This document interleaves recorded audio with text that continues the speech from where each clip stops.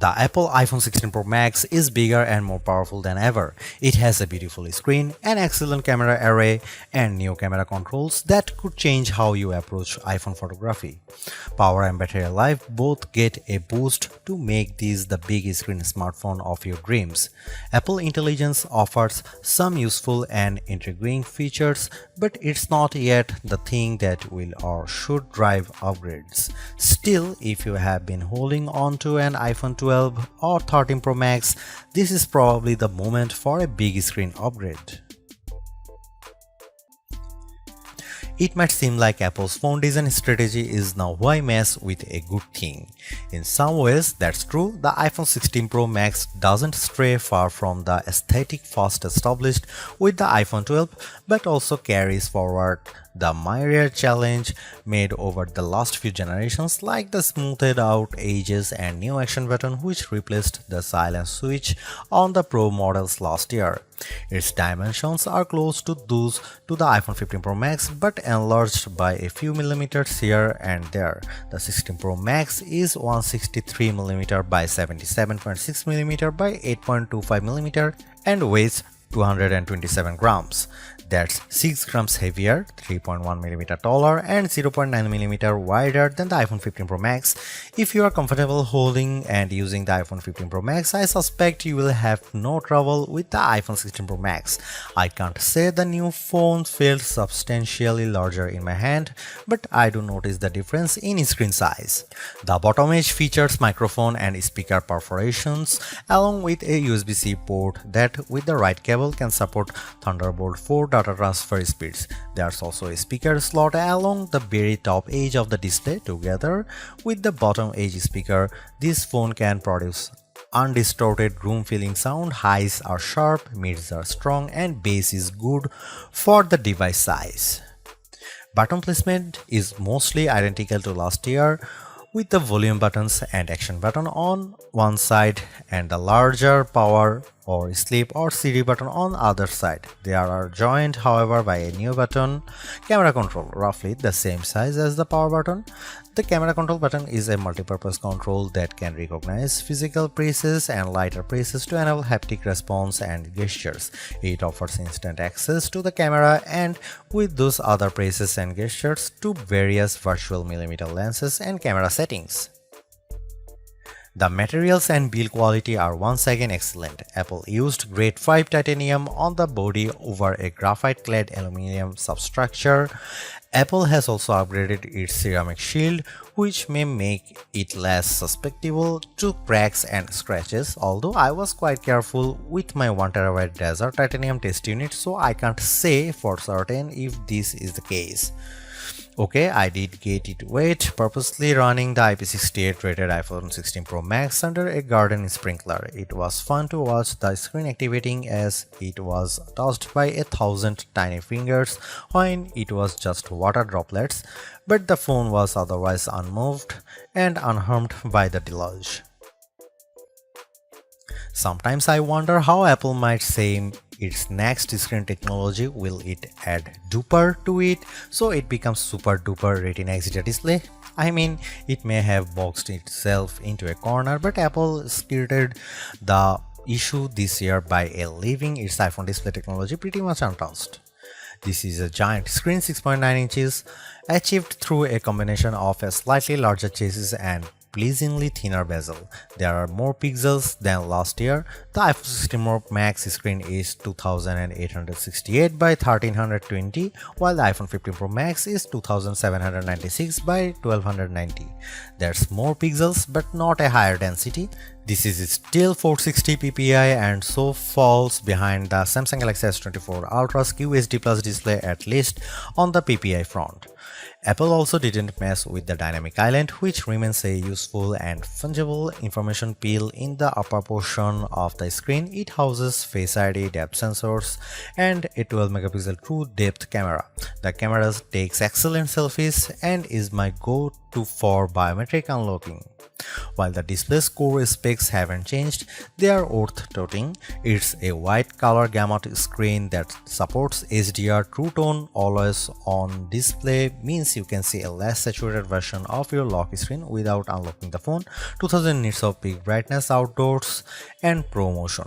Speaking of which, everything I did on the iPhone 16 Pro Max looked fantastic. I don't even notice the dynamic island when it's inside one of my games, and streaming videos via the likes of Netflix tends to crop out the cutout. I know everyone wants to talk about Apple Intelligence, but it's the changes to the core iOS 18 platform that will have the biggest impact on your iPhone 16 Pro Max day-to-day use. Photos, for instance, has gotten a huge overhaul, and one that I'm not entirely sure makes it better. It's a situation of who moved my cheese, as many of your core features may have shifted or been replaced. The Photos app now defaults to search and collections, which might throw people who are expecting to see their photo library. Still, if they get used to using search for some natural language queries that yield useful image results, they might be pleasantly surprised. The iOS interface is now more customizable, and if you want, you can leave spaces in your app grids. You still can't place an app icon in space that, say, straddles two spaces in the invisible grid, but I think people will appreciate this new level of flexibility. Apple seems a bit obsessed with summarization. Summaries exist in writing tools and in the new Safari, which has a slightly hidden highlights feature. Look for a tiny hamburger menu on the left side of the address bar. You can use that to turn it on, and it will take, for example, a lengthy New Yorker article about Ronald Reagan and condense the thousands of words into a paragraph summary. Impressive. So I worry that such a boil down might leave out important nonsense. There's even a new passwords app that consolidates and surfaces all the password feature Apple has previously hidden in features like keychain. Now you have an easy to access app to manage sometimes confusing password and security word. One of my favorite new iOS 18 features is Math Notes. Inside Notes, you can scribble any question, and when you put an equal sign at the end of it, Math Notes automatically solves it and writes the answer in what will look just like your own penmanship. It's a smart bit of machine learning. None of this is as sexy as Apple Intelligence, but this and the myriad of other changes coming with iOS 18 might be more readily practical than what you can currently do with Apple's AI efforts. Apple's 13-year-old digital assistant has burst out of its floating bubble, and now when you summon it, takes over the whole screen. I switched between calling Siri by name and using a long press on the power button to call it, and each time the entire screen was encased in a beautiful multicolor glow. The display almost appears to flash when you press that button, and when you make your request, the screen pulses in response. Siri really seems more alive than ever. This, too, might be the most exciting part of the update. Apple Intelligence features that give Siri access to information about you on the phone to make its responses more contextually relevant are not here yet, nor are app insights that might help dig into applications to enable features and actions. Instead, we get a Siri that is somewhat better at handling the ahs and ums that sometimes happens when you are trying to craft a Siri prompt. I found that Siri can understand some confused talk, although if you are nearly incoherent, Siri will be lost too. Siri did well on some question and was effective at opening the FaceTime camera when I said I wanted to take a selfie. It also did well when I asked how I could share my Wi-Fi password, returning a concise step-by-step guide. One other nice Siri update is the text to Siri. All it takes is 3 taps on the bottom of the screen to open a Siri window in which you can type in your prompt. It's a nice, discreet way of getting the answer or help you need. Writing tools, which you can find when you type text in notes, emails, or messages, offers to make your writing better in a variety of ways. I'm a confident writer and communicator in email and messaging, so AI assistance in these tasks doesn't appeal to me. There are 2 million who feel otherwise and may find these tools useful. I noticed how while writing tools offers to make your text more professional, concise and friendly, it does a stellar job of never losing a misconstructing the meaning of your original text. Photos is where Apple Intelligence shines. The new cleanup option in Edit is effective at removing unwanted objects from phone. When I opened a photo and tapped the cleanup eraser icon, it immediately offered to remove a few people from the background of my photo. I wanted to keep them, so I choose an object I wanted to remove, drawing over it. Precision is not a necessity. I drew over parts of it and cleanup identified the complete object.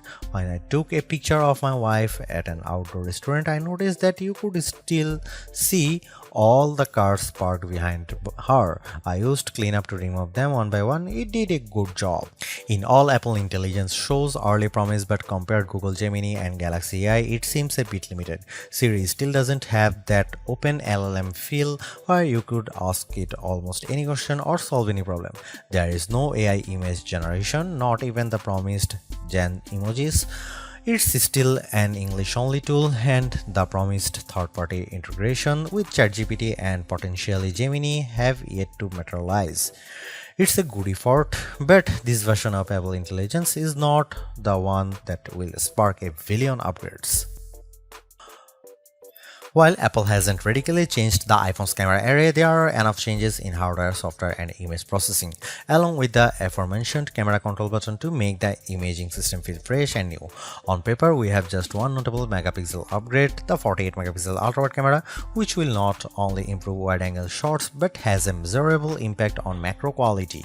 Still, even though Apple didn't squeeze a much higher pixel count into the main camera, it did upgrade the sensor and is promising much faster shutter speeds, and the autofocus is now enhanced with dual autofocus sensors. These are the kinds of incremental changes that should improve both the experience of using the quality delivered by the main camera sensor, but they are also hard to measure. More on that in a bit. The 12-megapixel 5x optical zoom is essentially unchanged from last year's iPhone 15 Pro Max. The biggest news here is found not on this phone but on its little brother, the iPhone 16 Pro, which also gets the Tetra Prism lens. Last year's Pro model was stuck with a just 3x optical zoom camera. Similarly unchanged is the 12-megapixel FaceTime camera on the front. Here are some camera samples of iPhone 16 Pro Max.